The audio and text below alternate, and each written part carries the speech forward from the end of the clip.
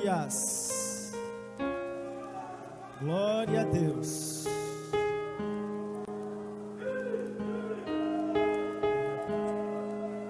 Aleluias. Como é bom estar na presença do Senhor. Como é bom poder adorar ao nome do Senhor nesta noite. Como é bom. Eu tenho muitos motivos para agradecer a Deus. Neste culto eu deveria estar glorificando o nome dele desde 7 horas da manhã. Desde 7 horas da noite, quando começou. Só de respirar, irmãos, dá uma respirada aí, dá? Respira. Você está com a sua saúde, está bem? Já é motivo de você louvar e adorar o nome do Senhor, porque Ele tem guardado, Ele tem preservado a sua vida. Eu gostaria de ler apenas um versículo da palavra de Deus, o Evangelho de João, capítulo 10, no versículo 11, onde Jesus vai dizer assim: eu sou o bom pastor. O bom pastor dá a sua vida pelas ovelhas. É sobre isso que eu gostaria de falar nesta noite. Jesus como nosso bom pastor. Antes, porém, eu gostaria de fazer uma reflexão com vocês aqui nesta noite. Cada um de nós tem uma personalidade, não é verdade? Um temperamento. E aí, levando em consideração essas características, se você for fazer uma comparação com o reino animal, que animal você seria?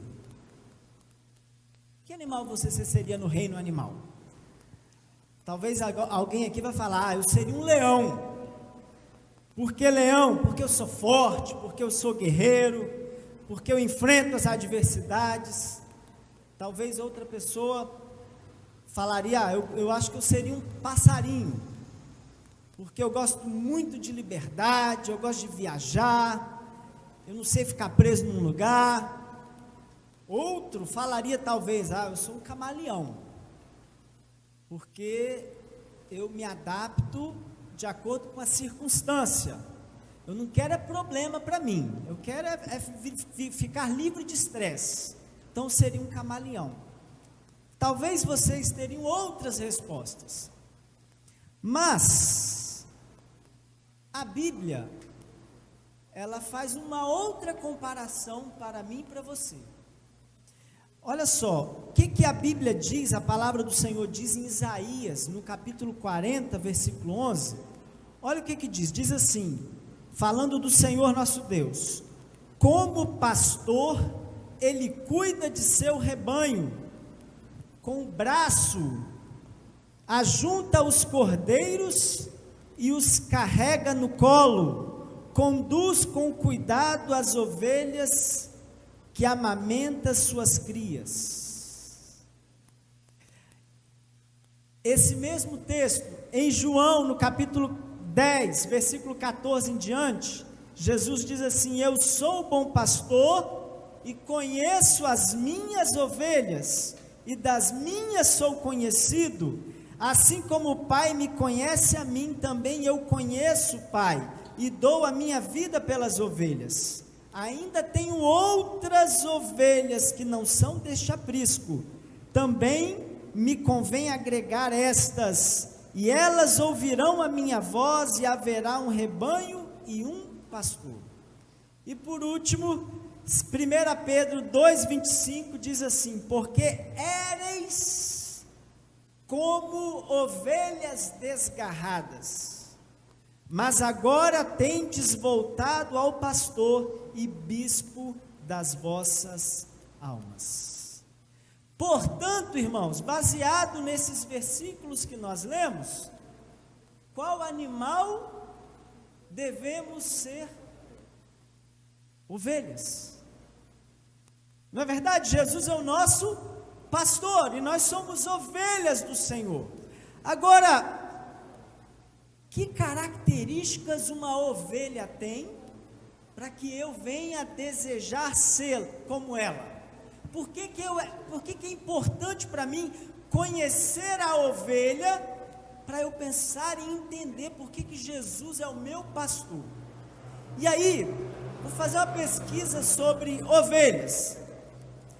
Aparentemente não tem nenhuma característica que te encha os olhos, que você fala, nossa, que coisa linda.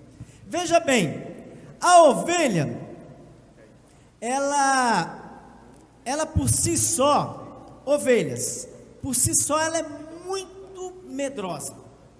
Uma ovelha tem tanto medo que os pastores mais experientes dizem que dependendo da hora, do momento que ela vai tomar água, se tiver um sol muito forte, ela se assusta com a própria sombra, e ela com medo da sombra, ela não é capaz de beber a água. O pastor tem que ir lá, muitas das vezes, pegar a água com a mão, dar na boca dela, para ela ver que é apenas uma sombra.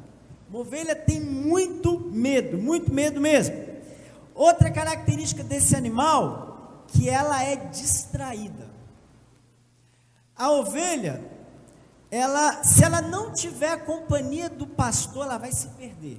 Ela pode fazer o trajeto durante o ano todinho. Se ela for sozinha, se o pastor não estiver perto, ela se perde. Ela se perde e ela é capaz de entrar em apuros. É muito comum a ovelha cair em precipício, cair em penhasco.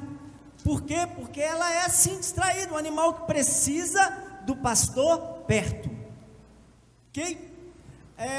Outra característica da ovelha é um animal que precisa sempre estar andando em bando, porque se estiver sozinha, aí que ela se perde mesmo. E baseado nisso, assim, se a gente for pensar, por que eu devo me comparar à ovelha? Se ela é um animal medroso, distraído, que só sabe, é totalmente dependente do pastor, e tem alguma coisa a ver comigo e com você? Tem? Totalmente, né? Nessa pandemia, nós estamos vendo na prática o quanto somos dependentes do Senhor, o quanto somos frágeis, o quanto precisamos da presença do Senhor na nossa vida, como cantou a Kimberly aqui nesta noite. Nós somos essas ovelhas. Se eu for andar sozinho, pelas minhas vontades, pelo meu entendimento, pela minha capacidade, se o pastor não estiver perto, eu vou me machucar, eu vou me ferir, eu vou andar por um caminho tortuoso. Eu sou dependente do pastor, eu preciso do Senhor na minha vida. Se o Espírito do Senhor, se o Espírito Santo não estiver habitando em mim, eu vou me dar muito mal, como uma ovelha. Então, por isso que eu preciso me assemelhar a esta ovelha, e entender essa minha dependência do Senhor. E é muito importante, porque a Bíblia deixa claro que quando eu começo a me achar tal, quando começa a existir na minha vida qualquer tipo de altivez, achar que sou capaz, eu vou me dar mal. A Bíblia diz exatamente o contrário. 2 Coríntios capítulo 12, 10, o apóstolo Paulo faz essa reflexão. Ele diz assim: por isso, por amor de Cristo, regozijo-me nas fraquezas, nos insultos, nas necessidades, nas perseguições, nas angústias, pois quando sou fraco, é que eu sou forte. É quando eu reconheço a minha dependência do Senhor, quando eu reconheço que se o Espírito Santo não estiver em mim, eu vou cair, eu vou perecer. É aí, nessa dependência, que eu me torno forte. Irmãos, essa dependência, ela não se revela da boca para fora. Essa dependência do Senhor, ela se revela em atitudes. Você pode muito bem aqui com a sua boca dizer, eu sou dependente do Senhor, mas as suas atitudes podem revelar exatamente o contrário. Você quer ver? Se é dependente do Senhor, como está a sua vida de oração? Quando você inicia o dia, você conversa com o Senhor? Você pede a Ele a bênção dEle? Senhor, me ajuda, mais um dia pela frente, sabe? E como está? A Bíblia diz que as ovelhas conhecem a voz do seu pastor, e eu pergunto, você tem ouvido a voz do seu pastor? Você tem lido a palavra dele, a carta de amor? Você tem lido, quantos capítulos você leu da Bíblia essa semana? Isso é ser dependente. Isso é ser dependente na prática, e não da boca para fora. Irmãos, nós estamos vivendo dias difíceis. Eu costumo dizer que Deus não está falando, Deus está falando e muito alto. Quem tem ouvidos para ouvir, ouça o que o Espírito diz à humanidade, o que o Espírito diz às igrejas. E é tempo de se aproximar de Deus, é tempo de depender de Deus na prática, de se humilhar na presença do Senhor, porque nós vivemos por Ele, subsistimos por Ele. Se eu estou aqui falando, andando, é porque é Ele que tem guardado a minha vida e tem guardado a sua vida. Isso é dependência do Senhor. Aleluias. E se eu estou falando de Jesus como nosso pastor, Deus como nosso pastor, eu vou pegar um salmo da Bíblia, que é o salmo de número 23, talvez o salmo mais conhecido da palavra de Deus, para fazer algumas reflexões com você. Salmo 23 começa: o Senhor é o meu pastor, e nada me faltará. Olha só, se você for lá no original da Bíblia, quando fala assim, o Senhor é o meu pastor, o Senhor ali, a expressão, até anotei, a expressão é El Roi. El Roi significa o Deus que te vê. Em outras palavras, ela diz assim, o Deus que te vê é o seu pastor. Olha o impacto dessa palavra. Quando fala assim, o Deus que te vê, irmãos, está falando de um Deus que me conhece individualmente. É um Deus que conhece cada ovelha do seu rebanho. Ele te conhece desde o ventre de sua mãe. Quando o seu corpo estava informe, Ele já contemplava o seu corpo, já conhecia os seus dias. É o El Roi, o Deus que te vê nas suas necessidades, nas suas carências. É este Deus que é o seu pastor. Isso é maravilhoso.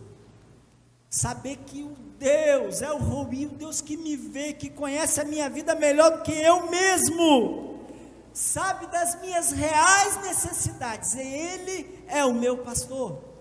El Roi aparece outra vez na Bíblia, lá quando há o despedimento da escrava Agar. Lembra de Agar, que foi despedida por Abraão e Sarai? Lá no deserto, quando ela estava vendo seu filho Ismael quase à morte, a Bíblia diz que ela clamou, e naquele momento entra em ação El Roi, O Deus que te vê, o Deus que conhece o que você está passando, é o Roi, sabe do seu choro, sabe do seu problema, sabe das adversidades, sabe das afrontas, sabe de tudo que está acontecendo com você. É o Roi, o Deus que te vê, Ele é o seu pastor. Aleluias, glórias ao Senhor. E aí, uma das maneiras de você conhecer a Deus, é você conhecer os nomes dEle. E nesse texto aqui, você pode ver vários nomes do Senhor presentes. Então, eu falei é o Roi, mas aqui é muito claro para mim, Jeová Jiré, o Deus da providência. E aqui tem muita gente que interpreta, o Senhor é meu pastor e nada me faltará. Talvez a melhor interpretação seria, de nada terei falta. Porque Deus sabe exatamente o que você precisa. O que você necessita, Deus sabe, Ele promete suprir. Não é o que eu quero, não é o que eu desejo, não é a minha vontade, não são os meus caprichos, mas é o que eu preciso. É o Roi sabe. É o Roi sabe o que eu preciso. E eu preciso confiar que Deus está cuidando de mim. Deus está cuidando de você. E aquilo que você necessita, Ele vai suprir. Aleluia. Jeová Jiré. Jeová Jiré está presente aqui também. Mas eu vejo um outro aspecto de Jeová. Eu vejo aqui também Jeová Rafá. Aleluia, Jeová Rafá, o Deus que te cura. Você sabe por quê, irmãos? A gente está analisando aqui um contexto de um pastor com seu rebanho. E se a gente for pegar a geografia lá de Israel, do Oriente Médio, era aquela região lá, era uma região desértica, mas ao mesmo tempo o relevo tinha montanhas, tinha penhascos, e muitas das vezes o pastor tinha que tirar as ovelhas do aprisco, do curral ali, e até chegar, como diz o texto aqui, a pastos verdejantes e águas tranquilas, dentro de um contexto de deserto, pastos verdejantes e águas tranquilas é um oásis.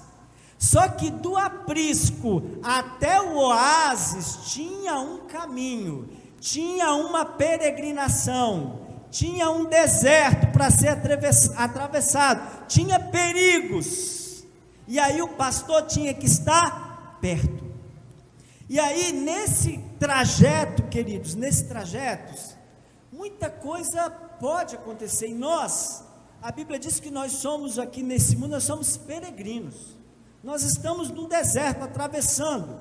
Nosso objetivo é Canaã celestial. Nosso objetivo é estar na presença do Senhor para sempre. Mas nós estamos aqui passando por um deserto, por perigos, por desfiladeiros, por penhascos. E o Senhor tem cuidado de mim e de você. Muitas das vezes nessa travessia até chegar no oásis, a gente se fere. A gente toma uma queda, a gente se arranha, a gente quebra uma perna, mas aí apresenta-se Jeová Rafá, o Deus que te cura. E o Senhor, muitas das vezes, nos momentos de maior aflição, Ele vai nos pegar no colo, Ele vai derramar azeite sobre a nossa ferida, Ele vai cuidar de cada um de nós para que cheguemos até o fim, até o oásis prometido. Esse é o Jeová Rafá. Veja bem, irmãos, lembra da cena lá? Do pastor dando água na boca da ovelha? Tem muitos momentos que a nossa alma está tão angustiada, que às vezes as notícias, os problemas à nossa volta são tão grandes que isso tem amedrontado o povo de Deus. e a gente está esquecendo, está sendo assombrado pelo medo, está esquecendo de beber da água da vida. Irmãos, se a gente não parar para ouvir a voz do nosso bom pastor, a gente vai entrar nessa paranoia. É o Senhor quem nos sustenta. Eu sou crente ou não sou? Você crê? Lógico que eu não sou louco, que eu vou tomar as medidas cabíveis de prevenção, mas a minha confiança está no Senhor, a minha vida está escondida em Deus. Ele é o Jeová Rafá, Ele é o Jeová Jiré, Ele é o Deus da minha vida. Isso é fé. Parece que querem paralisar o povo de Deus, irmãos.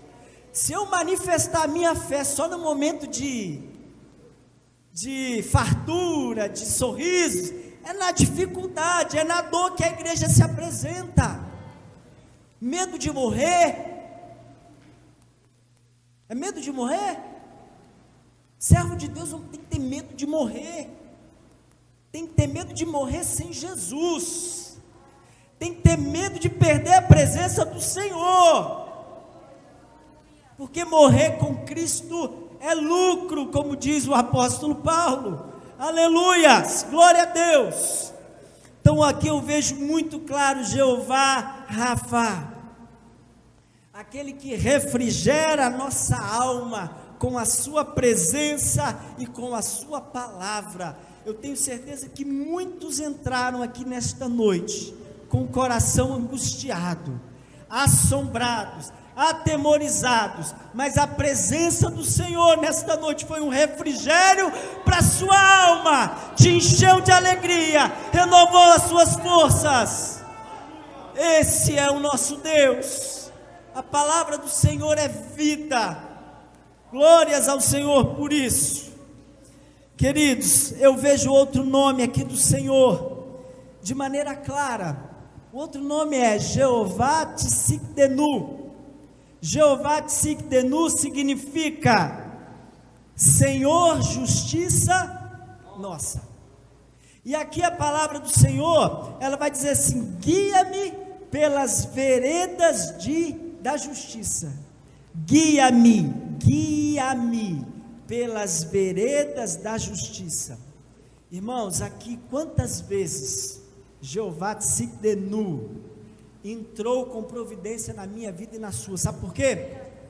Quantas das vezes ele teve que intervir nos meus planos, teve que intervir na minha história, para corrigir, para aplainar, para corrigir os meus caminhos, e talvez eu nem tenha entendido, sabe por quê?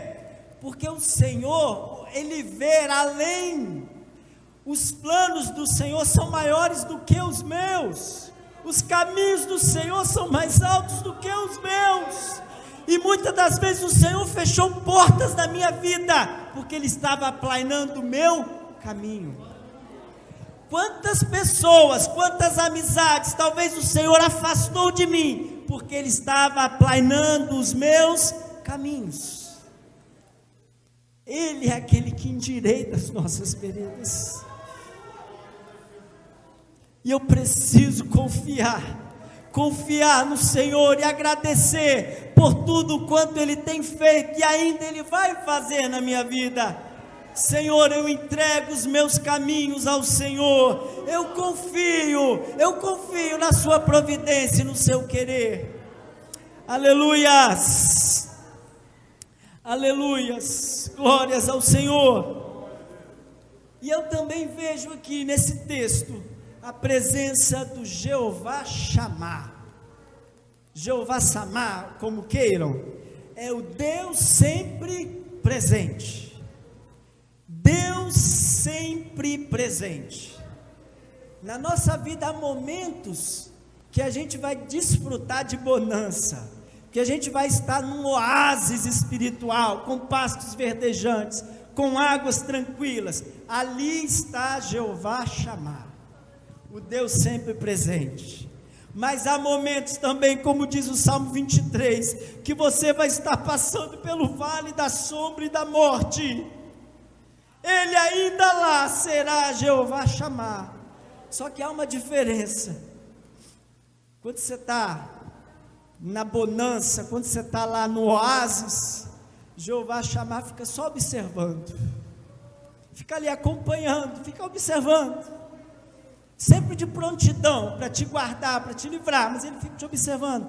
Assim é um pastor, quando as ovelhas estão lá tranquilas, né, pastando, bebendo água, ele fica ali observando. Agora, no momento do vale da sombra e da morte, que muitos de nós atravessamos um dia e iremos atravessar também, aí Jeová Shammah, ele está ao lado. Aí Jeová Shammah está pertinho, porque ele sabe do risco, e é isso que a palavra de Deus diz. Olha, está aqui, quando no vale da sombra e da morte, tu estarás comigo. Isso é maravilhoso, tu estarás comigo.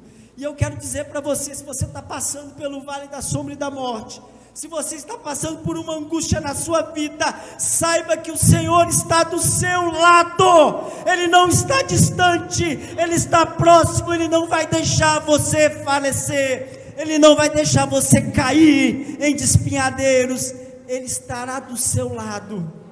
Se for necessário, Ele até te pega no colo. Jeová Shammah, o Deus sempre presente. Aleluias, glórias a Deus. Quero falar também dos dois instrumentos do pastor. O pastor geralmente ele carrega consigo dois instrumentos, a vara e o cajado. A vara, irmãos, é um instrumento de correção. E correção nem sempre é bem aceita, mas a palavra de Deus diz que Deus é um pai que corrige aos filhos a quem Ele ama. Se você está sendo corrigido pelo Senhor, saiba que você é alvo do amor dEle. Se submeta à correção de Deus, entenda que Deus está tratando. Muitas das vezes Deus usa uma adversidade, um problema para corrigir as nossas veredas, para aplainar os nossos caminhos. Mas o pastor, por outro lado, ele usa muitas das vezes o cajado, que é aquela vara que tem na ponta uma curva ali, e o cajado, ele é muito usado por pastor para resgatar, para trazer a ovelha para próximo. Muitas vezes a ovelha caiu lá no penhasco, no desfiladeiro, ele usa o cajado, aquela curvatura, encaixa nos chifres do animal, no pescoço, e ele puxa, traz para si. Então, esse é o nosso Pai amoroso, que corrige, mas também que resgata. Aleluias por isso. Que Deus possa usar o cajado dele nesta noite, para trazer, para aproximar muitos, que possam porventura estar distantes, ou aprisionados por pecados do mundo. Aleluias, glória a Deus. Para terminar, no versículo 5, aí muda a narração, né? A gente vai lendo até o 4, está falando só de um aspecto de pastor com ovelha. Aí no versículo 5, aí vai falar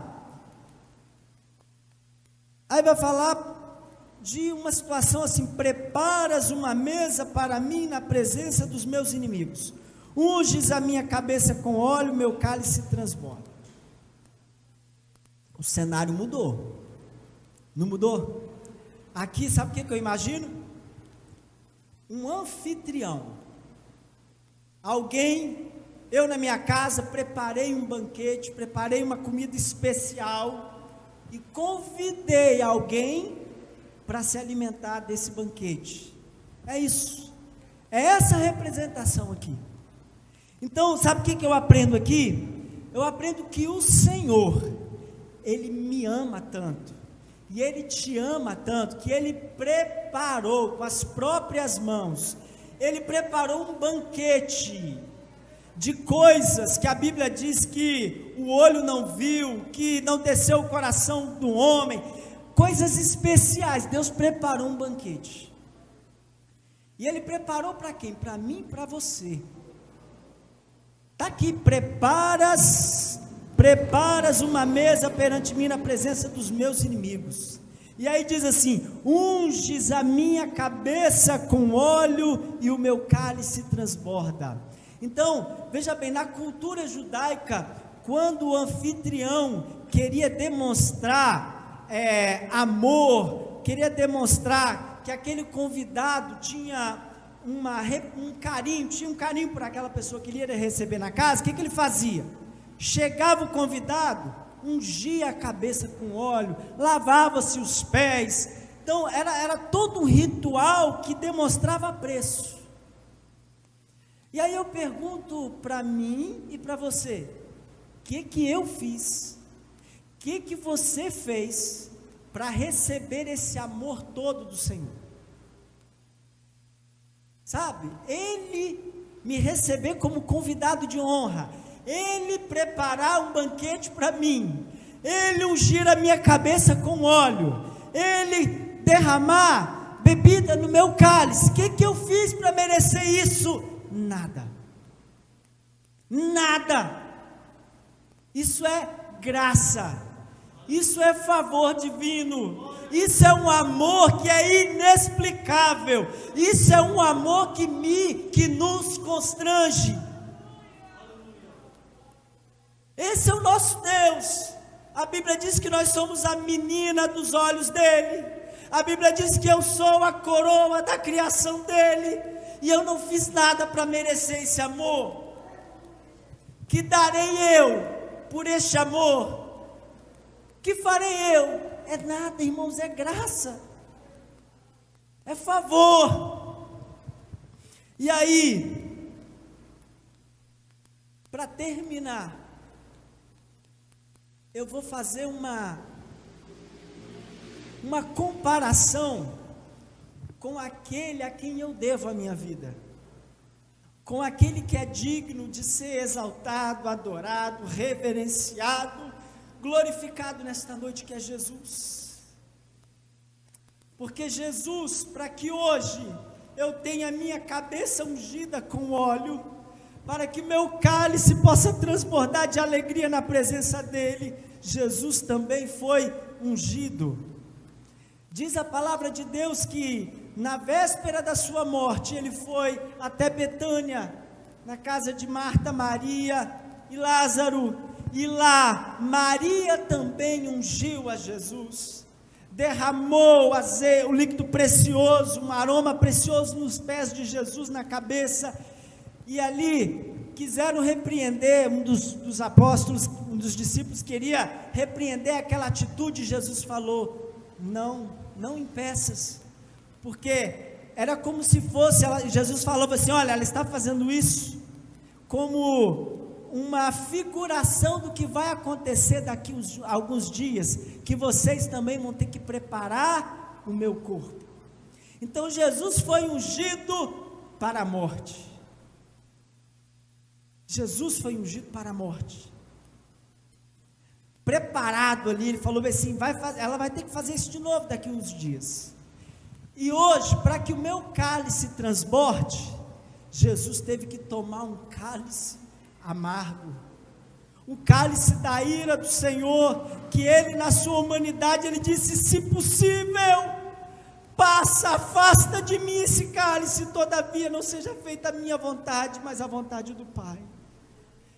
Então é por isso que eu glorifico ao meu Senhor, porque se hoje nós temos salvação, porque se hoje nós temos um pastor amado, nós somos ovelhas dele, é porque ele pagou um preço, ele pagou um alto preço para nos redimir, e por isso que eu dou a honra, o louvor, a glória ao Senhor. E se você está me ouvindo na sua casa ou aqui mesmo na igreja, se renda a esse Jesus, Eu tenho certeza que o Senhor falou ao seu coração. Não existe um outro caminho para a salvação. Jesus disse: eu sou o caminho, a verdade e a vida. Ele quer ser o seu pastor, Ele quer ser o seu guia, Ele quer te levar para um oásis que se chama céu.